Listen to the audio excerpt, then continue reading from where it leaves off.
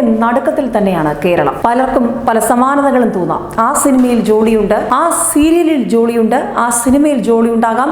ജോത്സ്യനുമായി ബന്ധപ്പെട്ടുള്ള കഥകൾ പുറത്തു വരുമ്പോൾ കേരള സമൂഹം ഇത് എങ്ങോട്ടാണ് പോകുന്നത്? ഒരു വശത്ത് സൈനൈഡ് കൊടുത്ത് കൂട്ടക്കുരുതി നടത്തുന്നു എന്ന വാർത്തകൾ, മറുവശത്ത് ഇതുമായി ബന്ധപ്പെട്ട് ജ്യോത്സ്യന്മാരുടെ അടക്കം ചിത്രം തെളിഞ്ഞു വരുന്നു. വളരെ ഗൗരവത്തോടെ ഒരു സമൂഹം, പ്രത്യേകിച്ച് പ്രവാസ ലോകമടക്കം ഈ വാർത്തകളെ ഉറ്റുനോക്കുകയാണ്. എന്തുകൊണ്ട് നമ്മുടെ സമൂഹം ഇത്തരത്തിലാകി പോകുന്നു? ഒരുപാട് ചർച്ചകൾ ഇപ്പോൾ ഇതുമായി ബന്ധപ്പെട്ട് ഉയർന്നു വരികയാണ്. ഒരു വശത്ത് ചിലർ പറയുന്നു ഇത് കാലത്തിന്റെ മാറ്റം, സമൂഹ മാധ്യമങ്ങളടക്കം വളർന്നു, കൂടുതൽ സ്വാതന്ത്ര്യമുണ്ടായി, അതിന്റെയൊക്കെ ദോഷഫലങ്ങളാണ് ഇതൊക്കെ.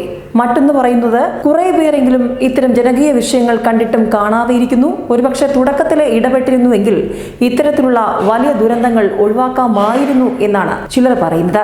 അതായത് സംഭവം ശ്രദ്ധയിൽപ്പെട്ടപ്പോൾ പോലും ആരും ഈ വിഷയത്തെ ഗൗരവത്തോടെ സമീപിച്ചില്ല, ബന്ധുക്കളും നാട്ടുകാരും ഒന്നും ഈ വിഷയത്തെ ഗൗരവത്തോടെ കണ്ടില്ല എന്ന് വിശ്വസിക്കുന്നവരാണ് മറുവശത്ത്. ഇതിനിടയിൽ ജ്യോത്സ്യന്റെ പേര് കൂടി തെളിഞ്ഞു വരുമ്പോൾ, പ്രത്യേകിച്ച് നമ്മുടെ സമൂഹം ഇങ്ങനെ അന്ധവിശ്വാസങ്ങളുടെയും അനാചാരങ്ങളുടെയും ഒക്കെ പുറകെ പോകുന്നുണ്ടോ? പ്രത്യേകിച്ച് ആൾദൈവങ്ങൾ അടക്കമുള്ള വിഷയങ്ങളൊക്കെ കേരള സമൂഹം വളരെ ഗൗരവത്തോടെ ഒരിടയ്ക്ക് ചർച്ച ചെയ്ത വിഷയമാണ്. ഇതിനിടയിലേക്കാണ് ഈ ജ്യോത്സ്യന്റെ പേര് കൂടി ഇപ്പോൾ കടന്നു വന്നിരിക്കുന്നത്. അപ്രതീക്ഷിതമായ ട്വിസ്റ്റുകൾ, സിനിമകളെ പോലും വീഴുന്ന സസ്പെൻസ് ഒക്കെയാണ് ഈ കൂടത്തായി കേസിൽ ഒളിഞ്ഞിരിക്കുന്നത്. പ്രത്യേകിച്ചും ഈ സംഭവങ്ങൾ വിരൽ ചൂണ്ടുന്നത് ഒരു സമൂഹത്തിന്റെ വഴിതെറ്റിയ സഞ്ചാരത്തെ തന്നെയാണ് സൂചിപ്പിക്കുന്നത്. അതായത് ഇതുപോലുള്ള ജോളിമാർ, അല്ലെങ്കിൽ ഇതുപോലുള്ള ഷാജുമാർ, സക്കറിയമാർ, ഇപ്പോൾ വന്നിരിക്കുന്ന ജ്യോത്സ്യന്മാർ, ഇതുപോലെ ഒരുപാട് പേർ ഈ വിഷയത്തിലൊക്കെ മറിഞ്ഞിരിപ്പുണ്ടാകാം. ചില നല്ല സിനിമകൾ, നല്ല സീരിയലുകൾ, നല്ല സന്ദേശവുമായി പ്രവർത്തിക്കുന്ന ജ്യോത്സ്യന്മാരടക്കം സമൂഹത്തിൽ നല്ല വിശ്വാസങ്ങളെയും ആചാരങ്ങളെയും പ്രോത്സാഹിപ്പിക്കണമെന്ന് കരുതുന്നവരുണ്ട്. അവരെ നമുക്ക് സ്വാഭാവികമായും ന്യായീകരിക്കാം. പക്ഷേ ഇവിടെ ന്യായീകരണങ്ങൾ ഇല്ലാത്ത കാര്യങ്ങളിലേക്ക് ചിലരുടെയൊക്കെ പേരുകൾ വരുന്നുണ്ടോ എന്നൊരു ചോദ്യം ഉയരുമ്പോൾ അതിനെയൊക്കെ ഗൗരവത്തോടെ നമ്മുടെ സമൂഹം നോക്കിക്കാണണം. പ്രത്യേകിച്ചും അന്ത്യ സീരിയലുകളെ കുറിച്ച് വളരെ ഗൗരവമുള്ള ചർച്ചകൾ കഴിഞ്ഞ കുറേ നാളുകളായി നമ്മുടെയൊക്കെ നാട്ടിൽ നടക്കുന്നുണ്ട്. പല സീരിയലുകളുടെയും പ്രമേയം കൊലപാതകം, അക്രമം, ഒരു സ്ത്രീ വിരുദ്ധത, ഇങ്ങനെയുള്ള നിലപാടുകൾ പലപ്പോഴായും വരാറുണ്ട്. അമ്മായിയമ്മ മരുമകളെ കൊല്ലാൻ ശ്രമിക്കുന്നു, മരുമകൾ അമ്മായിയമ്മയെ കൊല്ലാൻ ശ്രമിക്കുന്നു, പിഞ്ചു കുഞ്ഞിനെ ഉപദ്രവിക്കുന്നു, മുതിർന്നവരെ അടക്കം മനസ്സാക്ഷിയില്ലാതെ കൊന്നൊടുക്കുന്നു. ഇത്തരത്തിലുള്ള വാർത്തകൾ ഗൗരവമുള്ള പ്രമേയങ്ങളായി അവതരിപ്പിക്കപ്പെടുമ്പോൾ അവിടെ ഗൗരവത്തിനും അപ്പുറം ചില തെറ്റായ ചിന്തകളിലേക്ക്, തെറ്റായ സന്ദേശത്തിലേക്ക് ചിലരെങ്കിലും പോകുന്നുണ്ടോ എന്നൊരു ആശങ്ക ഇപ്പോൾ ഒരു സമൂഹത്തിനുണ്ട്.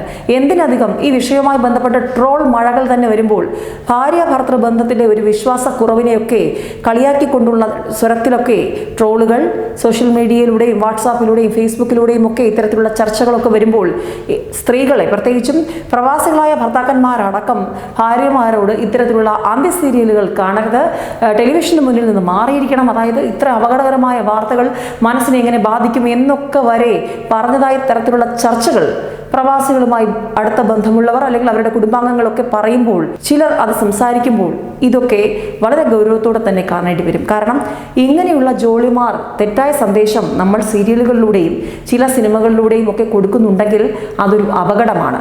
കൊലപാതകം എങ്ങനെ ആസൂത്രണം ചെയ്യാം, എങ്ങനെ തെളിവ് നശിപ്പിക്കാം, ഇങ്ങനെയുള്ള സന്ദേശങ്ങൾക്കും അപ്പുറം കലാമൂല്യമുള്ള, കുറച്ചുകൂടി സാമൂഹിക പ്രതിബദ്ധതയുള്ള വിഷയങ്ങൾ കൂടി കടന്നു വരണം എന്നുള്ളതാണ് പൊതുവിൽ ഇപ്പോൾ ഉയരുന്ന അഭിപ്രായം.